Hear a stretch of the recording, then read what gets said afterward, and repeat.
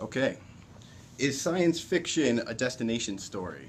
We are here today to explore science fiction and foresight and how they're connected with help from a science fiction author. The we here is the book club for foresight students at the University of Houston with a Master of Science in Foresight. I am Joe Murphy representing that group, and with me we have Brenda Cooper, science fiction author and a futurist. Could you tell us a bit more about yourself, Brenda? Sure. I've probably got 10 or 12 science fiction books out and 30 or 40 stories. I typically write hard science fiction, and I started writing with Larry Niven, which was really very cool. Of Ring World fame? Yeah. My first novel Very came out impressive. with Larry Niven. It's called Building Harlequin's Moon. My first few stories came out there, so I got a chance to learn kind of in a mentored way, which was really nice. That's very valuable. And, Sorry to interrupt. I was just going to say, I also learned some of my futurism in a kind of a mentored way, because I got to work with a pretty well-known futurist from this coast anyway, named Glenn Heemstra. So that's how I learned some of my futurist things that I know how to do. I am not, however, classically trained in foresight, so I'm jealous of you and all of you guys who are getting the formal foresight training. Nowhere near as jealous of as we are of you being able to be part of such a fun genre of literature. Now, I think one of our students, Johan, is actually reading your book with Larry Niven, and is going to share with us his thoughts in cool. our reading group. So it's really good to hear you mention that. I've been reading Edge of Dark. Oh, good. And that's been really interesting. I've also been enjoying some of your shorts. You had a couple appear in Nature's shorts.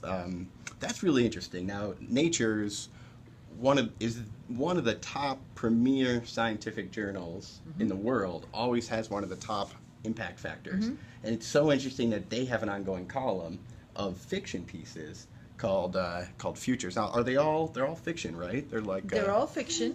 One of the interesting things is some of them are written by those of us who are science fiction writers, and some of them are written by scientists who are also interested in playing with fiction. That's great. And they're lovely short. They're just flash pieces. They're 950 words, no more. They can be less, but generally they aren't. But, it's right about what will fit on one 3-column page. And Nature does this lovely job illustrating them. And they sometimes podcast them, which is really sweet. And they also collect them every once in a while. So there's 2 books out, Futures from Nature and Futures from Nature's 2, that have a bunch of them. Great. A bunch of the stories in them. That's fabulous. I love the interplay of scientists exploring creativity as a way to express their thoughts, to put ideas into art, and hopefully to help inspire their community. So it seems to me, and I'm still a foresight student, but it seems to me that foresight is about methods, and sci-fi is about art and creativity, and that they're connected by that creativity, by curiosity. So am I asking the right question in what's the connection point? What's the origin that they share? Is it in the question? Is it in curiosity? Or is it in worry? Wow, a lot of the above. But so if the core question is, what do scientists in science fiction or foresight in science fiction share together? I would say we're absolutely worried about the same things. The people I know and that I meet, say, at the World Future Society, and the people that I meet at the World Science Fiction Convention are concerned very much with a lot of the same issues. We're concerned about what is the future going to look like. We're concerned about climate change. We're concerned about robotics. And we're all over the map in both communities. So, it's not as if either community is homogenous, because they're not. They're very diverse communities with very diverse viewpoints. And I think the difference is foresight is going to try to look at it systematically, as you said. And in many cases, they're working on how accurate can they be, all right? And I would say, while science fiction writers are concerned with how accurate can you be, and in fact, you get in trouble with your readers if you're inaccurate. They let you know, I'm sure. Okay, yeah, they do let you know. I think we're more concerned with story, with how do you put some emotional interest into what's going on. Wow. So when you mention story, that brings up something of interest to me. Does story is probably the common thread. It seems like are futurists trying to create a narrative, almost like a destination myth to complement the origin myth, so that we have a story to guide and inspire us? Yes, an interesting side note, the book Larry and I first wrote was originally called Creation Myth before the publisher renamed it. And we both consider ourselves both futurists and science fiction writers. But I more and more see, part of Foresight is often about scenario building. All right, so you basically do this analysis and then you produce scenarios, okay? And more scenarios are now being told sort of in story form because it's easier for people to understand it, and that's particularly true when you're going to a broader audience. All right, so if you're going to a very narrow audience, so you're doing some foresight work on the future of military robotics or something, then probably if you give these guys fairly boring stuff to read about the future of robotics, they're going to be interested because they're interested in the future of robotics. But if you're talking to a general audience, the general audience can often be more engaged by, say, a story of what someone who is experiencing the future of education is going to find learning is like 20 years from now than they are by a less interestingly portrayed scenario or a more straightforward, traditionally played that makes sense to me scenario. I mean, and frankly, just good writing matters, whether it's fiction or not fiction, in your scenarios as far as helping people understand them. Yeah. So that makes me wonder, maybe the biggest difference between science fiction authors and strategic foresighters is that when you're putting forth an alternative future scenario in foresight work, you may write it as fiction. If you do that for a client who's interested in data, then it's called foresight work. If you do it for a client called a publisher, then it's fiction. Well, there's slightly more differences than that. I remember the name, we were talking earlier about Ari Popper's company, and it's called Sci-Futures. Okay. And what he does is he applies foresight to various companies, and he's worked for big companies. And if you go look at the Sci-Futures website, you can see what a lot of them are like. But they're Fortune 500 size companies, and he goes in and tells stories, basically built on the scenario work that they do. Now, as a fiction writer, I'm allowed a little more leeway than you are when you're doing foresight, or really than I am when I'm doing foresight or talking to an audience about a futurist topic. Yeah. So, for example, in Edge of Dark, when I'm writing about transhumanism, I don't have to make the science work because I'm writing far enough off in the future that I don't, for example, explain how some of the things happen to the characters that happen to them in detail. Okay, well, if I were doing foresight work, I would probably have to care enough about the science to at least prove out that it was going to work. Yeah. Well, now I can just assume that some of these things, magical things, are going to be able to be possible in 5,000 years from now. So you can make more assumptions as a writer, and you have a little bit more freedom in fiction. You just don't have an infinite amount of freedom if you want to be considered a serious science fiction writer. Yeah. So if you think of someone like Kim Stanley Robinson, one of my favorites, he does a lot of research. He's very, very research-oriented. In fact, I've sometimes found the books he did the research with, like his Mars books, he used a book called Terraforming, and Larry and I used the same book for building Harlequin's moon. And you could actually see it in both of our writing, I'm pretty sure. Werner Vinge is very specific and very, very detailed about what he's doing. So you'll see that a lot of the people who are really looked at as hard science fiction writers, Greg Bear, spend a lot of time with scientists and doing stuff to make sure that we understand what we're doing and are not totally clueless. That's great. As I actually come from science, I studied physics first. Oh, good. So when I read science fiction, I really appreciate when I see the basis in science where it comes from, and then see where the imagination comes in. But at least a nod to the science is great. Is it extra irritating to you then when someone gets a piece really wrong? Yeah, I admit it is. But I enjoy the context. Okay, fair enough. So this is really, really great and useful. So we're talking a lot about we've covered a lot about how sci-fi and creativity can and should inform traditional futures and foresight work. Does it go the other way?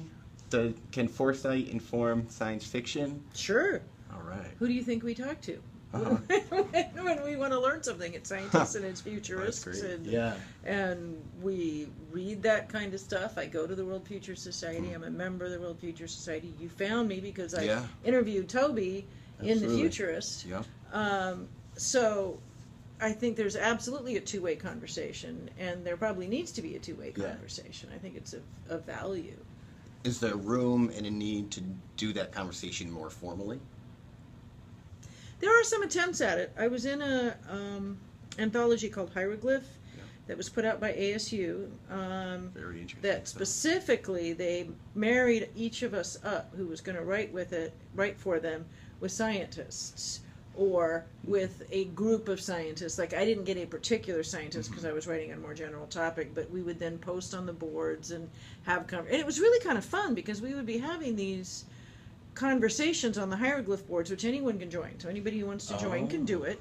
But it might be Bruce Sterling and me and Carl Schroeder and a bunch of other people all having a conversation about some weird topic that was going to end up in one of our stories.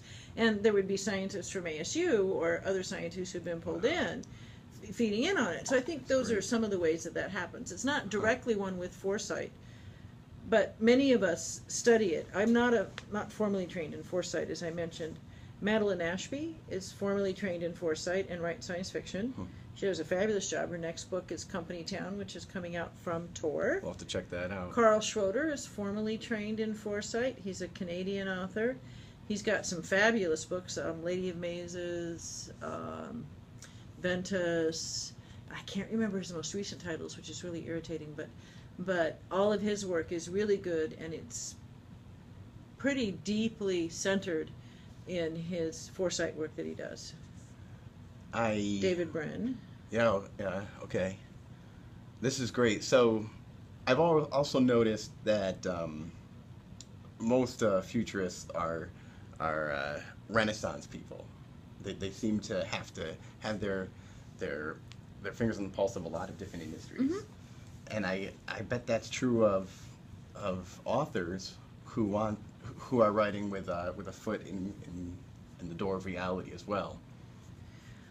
Well, I think if you're going to write about the future, you need some historical understanding and understanding of where we've been. So you have got to have been at least at some level a student of history.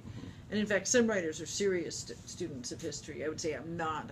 But I certainly have read history and read history from time to time and am interested in it.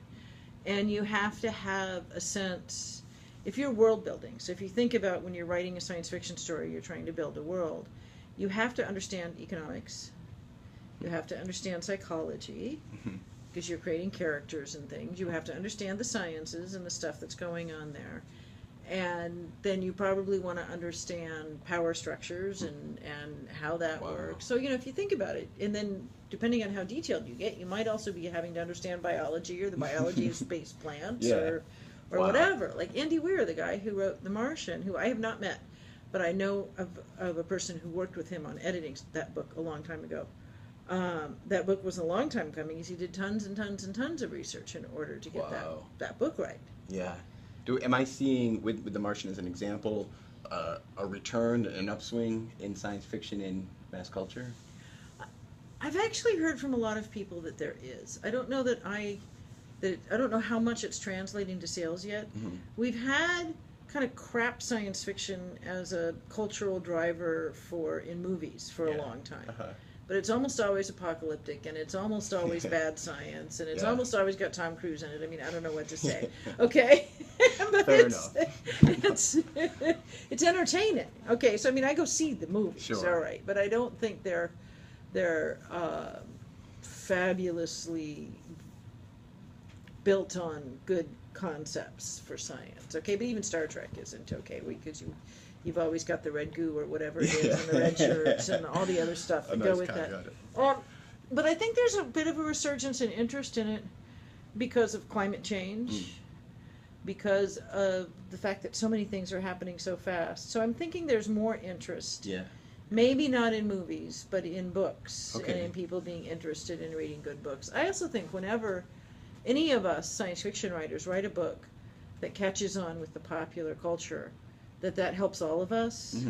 And, so if someone like The Martian doing so well means that a lot more people will read other people's books and other science fiction. So. And I also think science fiction writers are getting better than, I won't say than we used to be, because I love a lot of the classic science fiction, but maybe broader. There are more women writing, there are more people of color writing, there are more people from other places, so there's a little broader appeal. Are there female science fiction authors you would like to point out that we should make sure to check out? Well, I mentioned Madeline Ashby already. Nancy Kress, of course, if you don't already read Nancy. She's probably the most awarded science fiction writer out there. Really? Oh, and speaking of which, did I just see very recently, last couple of days, that you were nominated for an award? I was. Something called the Canopus Award, which is brand new. And I just think I'm tickled pink by it, because it's actually... It's for being for excellence in interstellar writing. All right. I mean, how cool is that? Okay, so I mean, I have no idea if I'll win the award or not. I kind of suspect not, because I'm up against Kim Stanley Robinson's Aurora. Well, I'll be rooting for you. Congratulations! That's really cool. Thank you. So. All right, so we'll check out those authors you mentioned. Mm-hmm. Speaking of gender, is the gender gap in sci-fi, is that shifting? Are we seeing progress in that, or at least in the dialogue? We're seeing. Actually, there's some pretty vociferous dialogue going on about it, some of which is a little too vociferous, in my opinion. I think we're seeing progress in it. We're certainly not equivalent. There are not as many women writers in science fiction, and women writers still tend, in general, not to make as much. But there have been a few years where the Hugos were split pretty evenly. Anne Leckie, who's another one you should read, just did a fabulous job with her Ancillary Justice and Ancillary Sword series. Ancillary Justice swept the awards, which was great. Yeah. So I think that women are making progress. In fact, we're making more progress as writers than I think we are in drawing women readers. Oh, interesting. There aren't that many women readers that I see. A lot of women readers for fantasy. Yeah. Okay, a lot of women readers for urban fantasy, for all of that. But for hard sci-fi, you still don't see a whole lot of women, even at the conventions. You see some, and I think it's increasing. Interesting. But I would say the women writer success is going up that much, and our readership of women, we're still not doing as good a job as maybe we could. I wonder what we can do to assist in that area. It seems like it's not just an issue for social justice, but it's an issue for success, for creativity, for having more diverse groups and leading to more diverse thought. Well, and it's an important issue if you're thinking about the fact that, in my mind, conversations about the future are one of the most important things we need to have right now, because we're in this time of accelerating change. We are in this time in the future, 10 years from now, and 20 years from now, and 30 years from now. It's actually going to look pretty different than today. And already my world is completely different than my world as a child, and sometimes we don't realize that because we've lived through it. Yeah. But, I was trying to explain to someone what it was like to grow up in the 60s and 70s, which was when I grew up, and it was like, you didn't have cell phones. I mean, your parents didn't have cell phones. You certainly didn't have a cell phone. Nobody knew where anybody was at any given point in time. It was very easy to get lost physically in the world and not know where you were, and not, all these things that just don't happen to us anymore. That's an interesting difference in itself. Yeah. So I'm looking for a quote I think I read recently. You mentioned the difference. The difference is just within our lifetime. A lot of those are cultural, but are they driven by technology change or vice versa?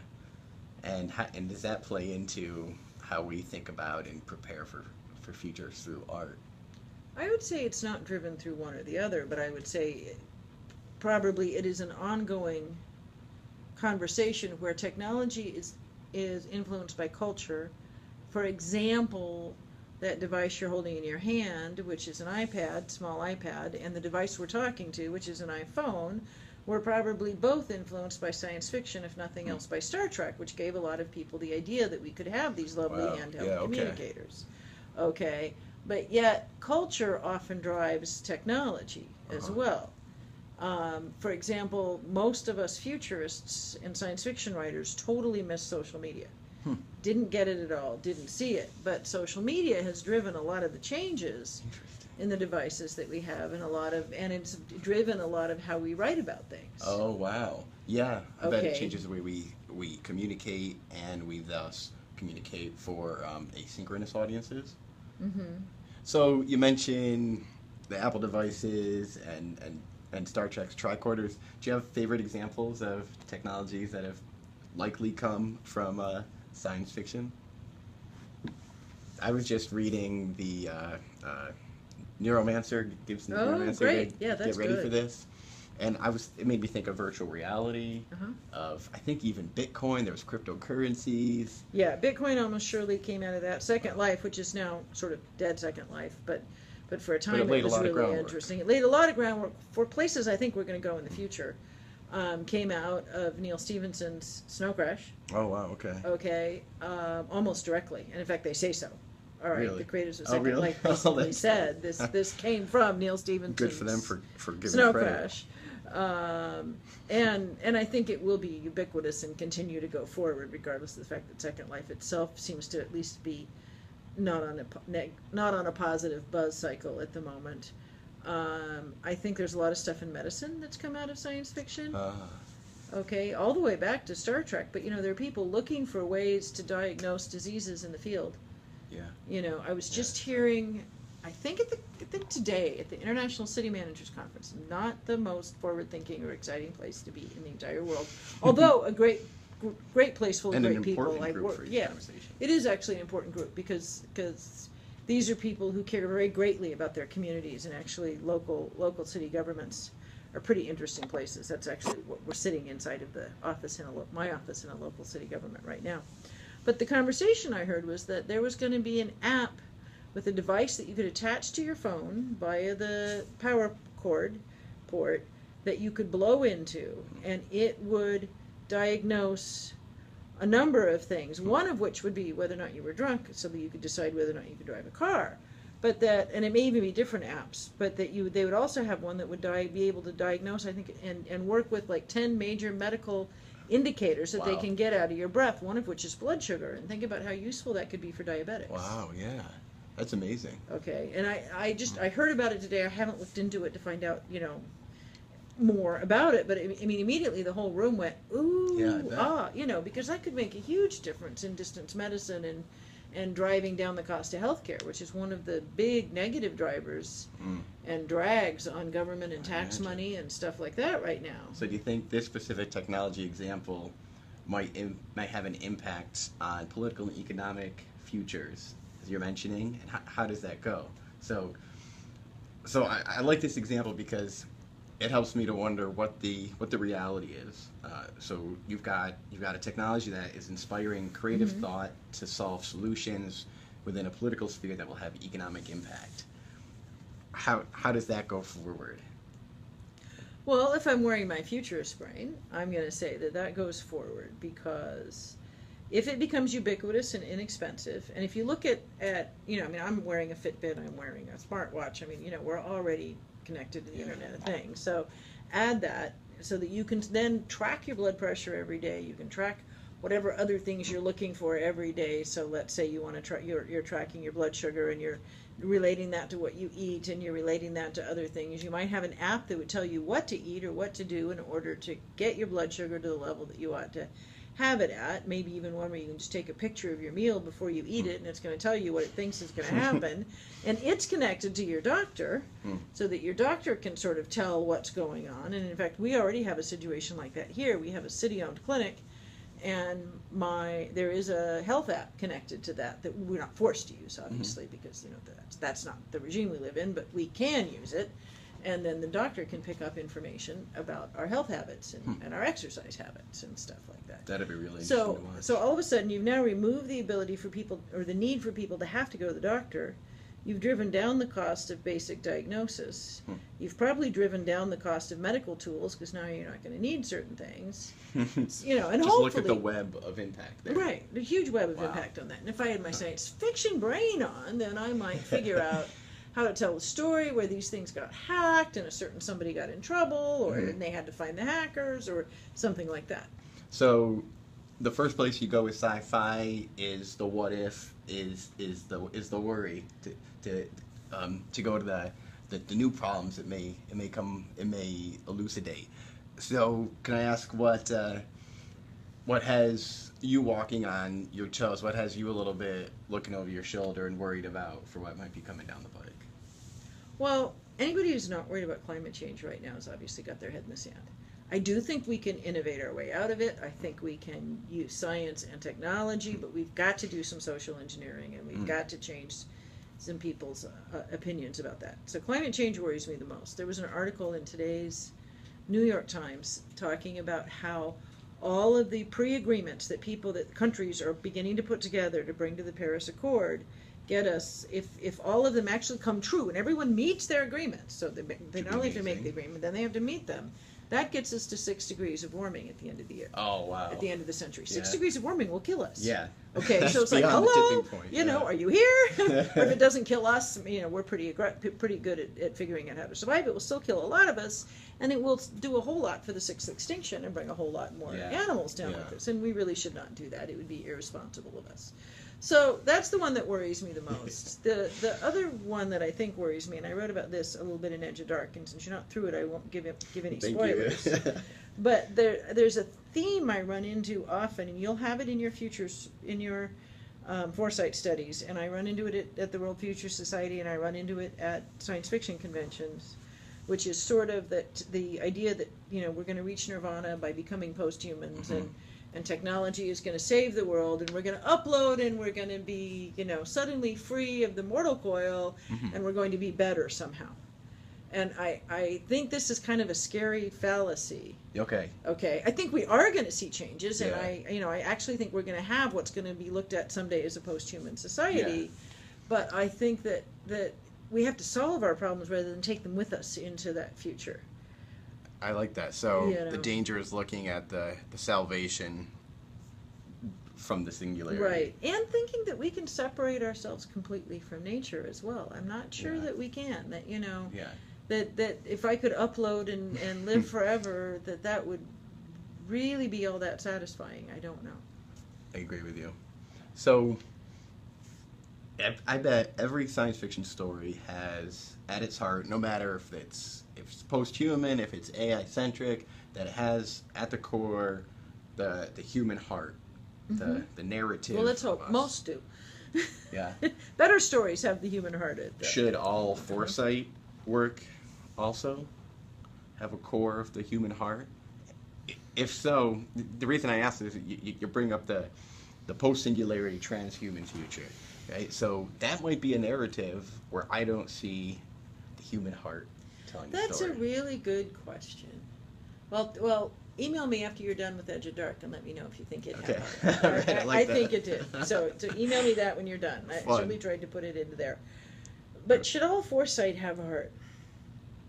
I mean, on some level, I believe that all businesses should have heart. If you think about the place you're actually going to do Foresight, if you're going to do it for money, you're going to do it working for universities, which probably have a heart. You're going to do it working for corporations, some of which have a heart. Look at what Kickstarter just did, which I thought was really cool. Yeah, turning into a public benefit corporation or something. Yes, that's exactly right. You got it right. And some of them do not. Look at Exxon, or do not have much of a heart at the moment. Do not have as much heart as they need. Look at Volkswagen. Yeah. All right. I mean, hello. In order to sell cars, we're going to go ahead and pollute the atmosphere during a time when we have to not be polluting the atmosphere. Yeah. And they're going to sell them to people based on being green. I mean, I'm so glad I did not buy a Volkswagen. I'd be furious if I had bought a Volkswagen. I'm furious anyway, but I'd be really furious if I bought one with the idea that it had lower emissions and then it didn't. I mean, I have a Subaru. If I turn out to find out that they've done this, I'm going to be horrified. Yeah. I'll drive my Subaru off a cliff or something. But so corporations should have a heart, and Foresight people, professional Foresight people, are likely to be futurists for corporations. And then the question is, can you use your scenario building and things to help build a heart into corporations? And probably only if the upper management is going to agree with you. The people who hired you are going to want that. And some will and some won't. Yeah. So it has to be in their language. And so I've mentioned too that I'm in an MBA program as well, and I'm taking a change management course now. And one of the things that keeps coming up is a narrative, a set of values for the organization's culture that have to be put in place and be consistent to carry an organization through change. So maybe that's another place a foresight or a futurist professional can fit in, is to help craft a future-friendly, human-focused narrative that also meets the metrics of the larger industry. And I think futurist work and foresight work is like any other work. I mean, you can be a geologist and you can work on something that you're passionate about that's positive. You can work on something you're passionate about that you're just curious about, that maybe is neutral as far as its implant on the world. Plenty of the foresight work may simply be neutral. Yeah. You know, or you could, work for evil. So you get to decide, do you work for good or evil or simply to satisfy some curiosity? Hopefully nobody will end up working just to get a paycheck, because that's sad. Sad for everyone. So maybe, just as with being an author and with futurists, with it's like Spider-Man and his uncle said, great power comes great responsibility. Yeah. The stories we put out there, they have an impact. I think they do. It's important to keep in mind. What we talked about what worries you. What keeps you excited? What's got you floating on air nowadays? I'm super excited about the fact that I think there's much more attention being paid to different ways of potentially doing business or running an economy. I don't think we've come up with the right solution yet, but I think we have come to the conclusion that a totally consumer-based economy is probably a bad idea. Yeah. That the only way we're going to survive is by growth and more people buying more stuff, which they then have to throw away. Yeah. Whether it shifts to more and more people buying more entertainment, but then at least you don't have to throw it away, or more and more people buying stuff that's been 3D printed that you can then resource so that you don't have to throw it away, whatever. But we're moving away from just a buy it and throw it away society slowly. But it's something that's really important that we do. I'm certainly excited about a lot of the new materials. I'm excited about some of the stuff that can be done with carbon. Yeah. I'm excited about space travel and the idea that we're doing a lot of pretty interesting stuff there. I like Elon Musk's idea. I mean, we may be saved by people like Elon Musk. I mean, Agreed, actually. Give me 10 really brilliant, really focused, entrepreneurial, slightly Asperger's people, and let them save the world, I mean... So, which is sad, because we all need to do our part. But I mean, there are certain people that are making a big difference. Elon Musk, Bill Gates. We need to empower, or at least cut the fetters of the thinkers and doers amongst us, unleash the creativity in our community, and make sure maybe that we as a community are most ready for that creativity. So we've been talking a lot about stories, the idea of narrative. Something I wonder about is that I've been a fan of not only science fiction but classical literature for a while. Okay. And I think what I get out of that is a sense of empathy, a story beyond my time, just maybe the other way in time that I can identify with, and that helps me understand myself better. So I'm wondering if science fiction fosters empathy in characters that we want to aspire to. Does it foster empathy to like the future personas that futurists may apply when to scenario planning? One of the things science fiction has always fostered is empathy for the other. When you talk about alien societies, you're often talking about our underrepresented or our animals, any other group that doesn't have rights. Because really, when you write science fiction, to some extent, you're talking about the current problems. Yeah. Because you don't even know what the problems are going to be 100 years from now. So you're writing about our current problems and putting them in a format or a way that people can look at them and see them without it being too close, so that it doesn't get their shields up, so that they don't want to talk about it. All right. So maybe in that same way, futurist angles are holding a mirror up to yourself and who you hope to be, who we want to be. Well, they can be,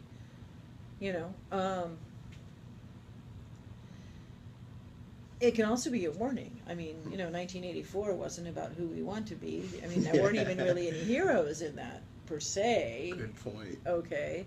So sometimes it's a warning, sometimes it's a call to action, sometimes it's just entertainment, frankly. Sometimes it's just the ability to explore something really cool and intellectual and interesting. And sometimes it's a beacon towards something that you could do, you know. Yeah. I mean, think of 2001, A Rendezvous with Rama. Those are Arthur C. Clarke stories that were just fabulously thought-provoking, you know, and awe-inspiring, and get you to want to go out into space. I felt that awe from both of those, absolutely. Yeah, those were absolutely fabulous. Do you have a favorite, a singular favorite, or a top 2 or 3 pieces of sci-fi, whether they're books or movies? Wow, I read so much. I have so many favorites. I'll go with favorite authors rather than favorite books. That's fair enough. And I would say Kim Stanley Robinson, because he's both good science and good, really good writing. Not page turners typically.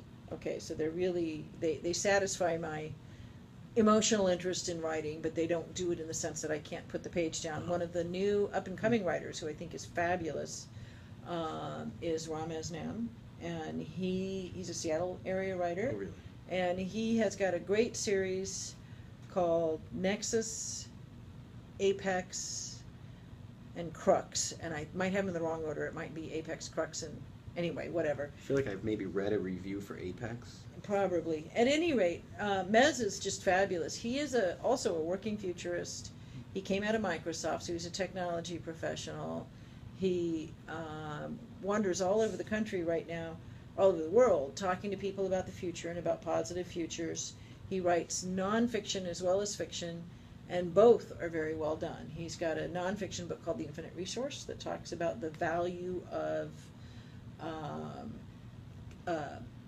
creativity and entrepreneurialism as the infinite resource that's going to help us get past things like climate change. Oh, great. And then he's got his science fiction series, which is based on neuroscience. It's just absolutely phenomenally good. So he's very fabulous. Interesting. All right, we'll have to put those on our list. Do these skill sets and these thought processes that we're talking about inform your work as a chief information officer? Probably. Fair enough. I'm sure they probably do. I think more interestingly, probably my work as a chief information officer informs my work as a writer and my work as a futurist. Because staying in the working world, while it has some disadvantages because I don't have as much time to write as I would like, it does do a couple of things besides pay the bills, but it also keeps me more immersed in popular culture. It shows me what is going on in government, which is really kind of an interesting topic and an interesting place. It gives me lots of variety of people to study because if you're a writer, you're always watching things and trying to figure out what's going on. And because it's a technology job, obviously, the two feed each other a lot on the technology side. Because if I weren't as much of a futurist, I probably wouldn't be as interested in some of the newer technologies. But being a technology professional probably drives some of that. I bet. Do you have any upcoming writing, any books we should be watching out for? Probably the thing I want people to read the most right now is the one you're on, Edge of Dark. I do have there's a second book coming out in that. It's a 2-book series, and the second book will be out next year at some point in time. Okay, great. I think in June from Pyre. And probably those are the things I'm most interested in. I have a collection of short work that just came out from Fairwood Press, and that's got the short stuff from Nature, and it's got a lot of other longer work and stuff that's done. And it's got one of the early stories that Larry and I did together. Oh, great! As well too, and it's from a small publisher, and I like to support our small publishers. Do you think that a bit of the robustness of the future of publishing is going to come from small publishing houses? Oh, it absolutely is. I mean, right now we're benefiting from all of the above. I'm with the New York publisher for my bigger books. I'm with Small Press for collections because I'm not a big enough writer to get a collection through a large house at this point. And because a small press will keep something in print forever, so people will be able to buy this collection in 10 years, which wouldn't really be true if I put it out from Tor or somebody. Oh, interesting, yeah. And then there's so much we can do ourselves too. I mean, I'm a hybrid author. I think most people are hybrid now at one level or another. Mm-hmm. You know, I mostly put out books from New York, but that's mostly because I don't have time to do the work. Mm-hmm. To do it. Yeah. Because self-publishing's a lot of work. Yes, it absolutely is. We can only do so much in so many arenas. Right. Do you have other advice you'd like specifically Foresight students to keep in mind? It's a good closing question. Read widely. I read every day. I read news every day, and I read some magazine articles or blogs every day, because a lot of times people ask me, how do I know as much about the future as I do? And it's really from just reading news and reading other interesting books and reading nonfiction. And have fun with, I mean, you know, what a fun thing to do for a living. Yeah. You know, so... Hold on to that fun. So remember that it's fun. Yeah, I think that's it. Great advice. Well, thanks so much. Make sure you check out Brenda Cooper's books. The ones I've started reading have been absolutely enjoyable and illuminative. Thank you so much. I hope that we can work more together. That was fun. Absolutely, very fun. Take care. Bye.